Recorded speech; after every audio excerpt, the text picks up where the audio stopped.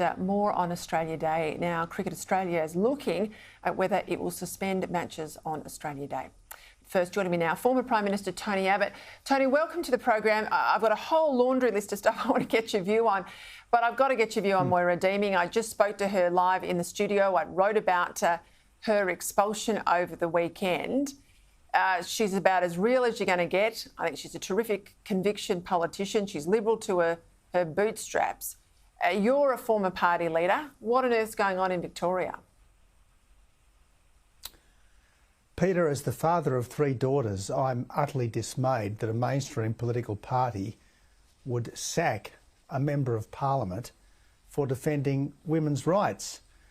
And to the extent that the Liberal Party has a women's problem, it must have got much, much worse by the expulsion of this brave and smart woman from its own ranks. Well, I couldn't agree more, and she's going to join the program, join Credlin here as a regular guest. I think it's absolutely important that, good supporters, Conservatives, Liberals around the country still treat her as one of their own, even if this mob in Spring Street in Victoria don't. Let's go to The Voice. The parliamentary report came out on Friday. Well, surprise, surprise, it's a Labor-dominated committee. They recommended no changes to the Prime Minister's wording. So those words will go to the Australian public, provided, of course, it passes now through the Parliament. You fronted the inquiry. You were originally told that we weren't going to let you speak. You weren't going to cop that. Anything in the report that surprises you? Well, it's not surprising, but it is very disappointing.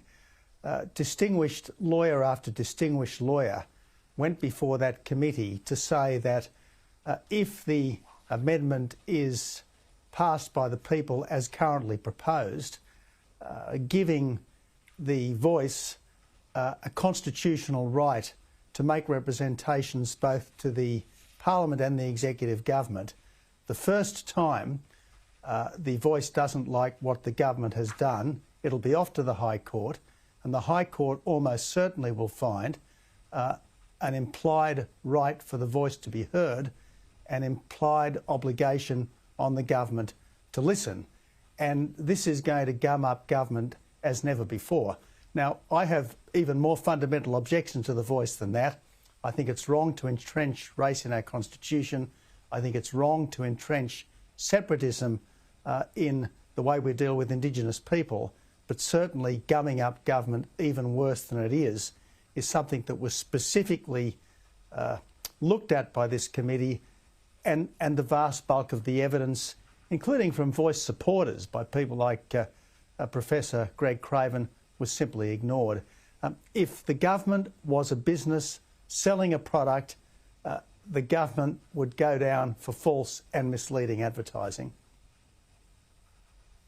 Well, what did you make of this report out of Queensland? The Palaszczuk government's going down the path of negotiating treaties with 150 different Aboriginal tribes in and around Queensland. Their own minister today, the Minister for Aboriginal Torres Strait Islander Partnership, said the treaty process could cost them hundreds of millions of dollars. Now, this was also raised in submissions to the inquiry. They said that the Voice is just, the first part, then comes treaties, then comes truth-telling, and all of that could be literally hundreds and hundreds of millions of dollars at a federal level. We've seen it in New Zealand, of course, seen it in Canada. Do you think people understand what they're going to get with the Voice if it's voted into existence later in the year? I don't think anyone has really thought this through. Certainly the government is discouraging anyone from thinking this through, but the Uluru Statement from the Heart that the government is committed to in full doesn't just talk about a Voice, it talks about so-called truth-telling, which means a wholesale rewrite of Australia's history, and it talks about treaty. Well, not just one, but potentially hundreds of treaties, every one of which almost inevitably is going to involve money. Then there's the issue of what will ordinary Australians be able to do with their land, as well as getting permission from local councils. Down the track, are we going to have to get permission from local land councils to do anything to our own land as part of this treaty process? So this is by far the biggest change we've ever been asked to make to our Constitution.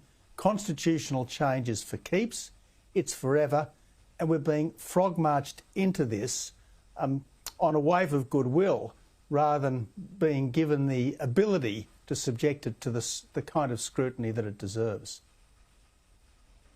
All right, we'll talk about the budget in a minute, but let's talk about Soldier Run, that component in the budget where the charity, I know you've long been involved with it, they've had their funding cut. The Veteran Support Network will lose $1.5 million in support over the next 4 years. I know you've ridden for them in Polypedal. They've been your charity of choice for some time. They help get veterans, basically as they're leaving the military life, a job in the post-military world. It's incredibly important for their mental health. Why on earth, help us understand, why on earth would you cut its funding?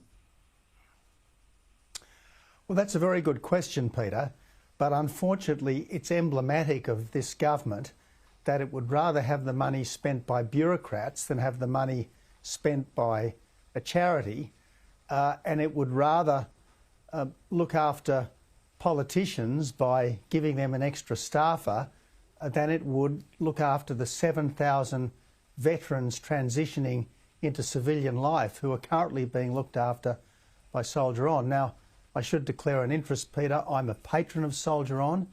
Over the last 5 or 6 years, the Polypedal charity bike ride has raised a couple of $1 million towards Soldier On, but it's mystifying to me in a government that, in a budget which had billions and billions of dollars in extra spending, that they couldn't maintain $1.5 million for our deserving, our wonderful ex-soldiers.